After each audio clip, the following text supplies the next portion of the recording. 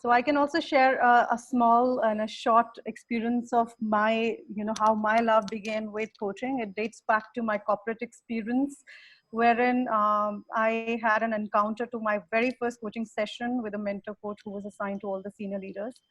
Um, and the very first session, it was so exploratory. The beauty of coaching is the process, when I saw it, and it opened layer by layer, what's going on and what is it that I'm doing, where is it that I want to be, and what are my strengths. It was a beautiful experience, and that has been the tipping point.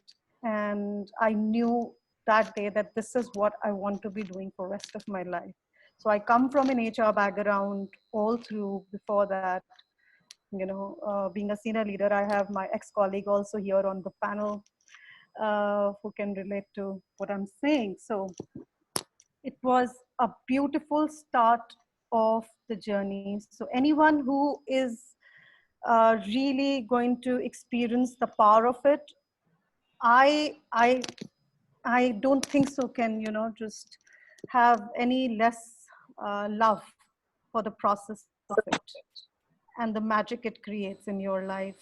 Raising your own self-awareness, enabling yourself and then people around you, and it has a huge impact on your life, 180 degrees. I've been So closely witnessing that, Pooja. then, We all yes. have been closely witnessing your life story, and it is really very inspiring from where you And are yes, and where you have come. Indeed. What you Indeed. create. and how TPC, what all the gifts that we got from TPCL and the beautiful, offerings. And I'm so blessed and humbled to be part of it and working closely with such global leaders all across, contributing to the lives of millions. And cannot be a bigger blessing than this. Okay. Thank Thanks a you. lot, Pooja. Thanks, Pooja, for that powerful reflection. Where is it that I want to be? I put that as well in the chat box so that we can take away that wisdom and indeed ask ourselves that, especially during these times, what is it that I'd like to be? Where is it that I want to be? What kind of difference do I want to create? Lots of questions like these keep coming. Thank you so much. I also see Neetu unmuted. Neetu, would you like to share your story?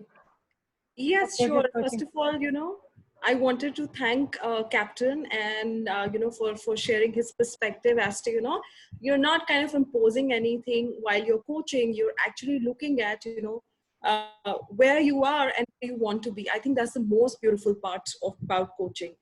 And as Pooja also, thank you, Pooja, for sharing your perspective. Yes, we've been colleagues together in an organization, and I can totally relate to what she's saying. The entire process is so beautiful. And I'm going to share about a time when now I am ICF ACC accredited, but it was just about a time when I had completed my training with TPC, and I still hadn't applied for coaching, and I was coaching this this person in my last organization, where she was doing absolutely fine professionally. In fact, she was doing very well professionally. However, there were certain behavioral issues that that she was facing, and her supervisor had reached out to me that I would like this person to get coached. While she was able to meet her goals and everything, absolutely fine, and but she was facing a lot of challenges while dealing with a person onshore who was transgender. So the communications were a little more, uh, and you have to be really sensitive to these issues. You can't maybe really have a direct conversation with the other person. So she felt that she's been picked on, she's receiving these rude emails, etc., etc.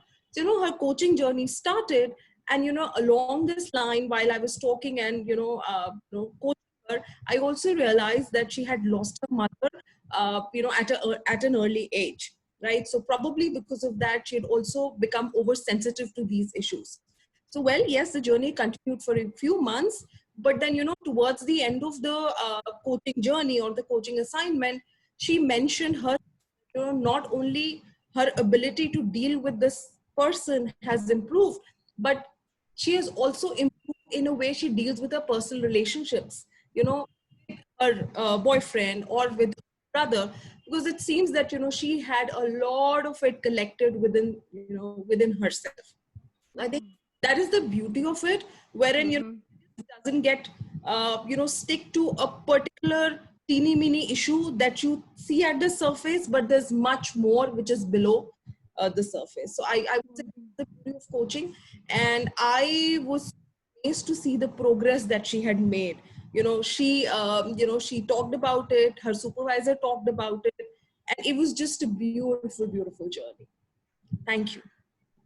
Thank you, Neetu. That was a wonderful story as well of the power of coaching and how we can get unstuck with it. Thank you. Cincy would like to go next. So, Cincy? Yeah, hi everyone.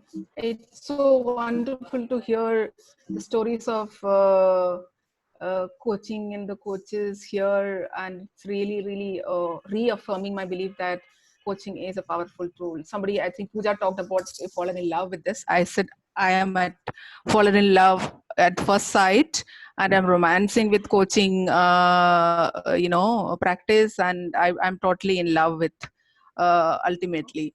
So I see that coaching is a powerful intervention for taking A to B, for high performance, for leadership development, and more importantly, creating real insights within, and for any change and growth process. So that's what I would put it. And I was kind of coming up with this 3 E's that when I talk about coaching conversation, that comes to my mind. It's enabling, empowering, and enriching.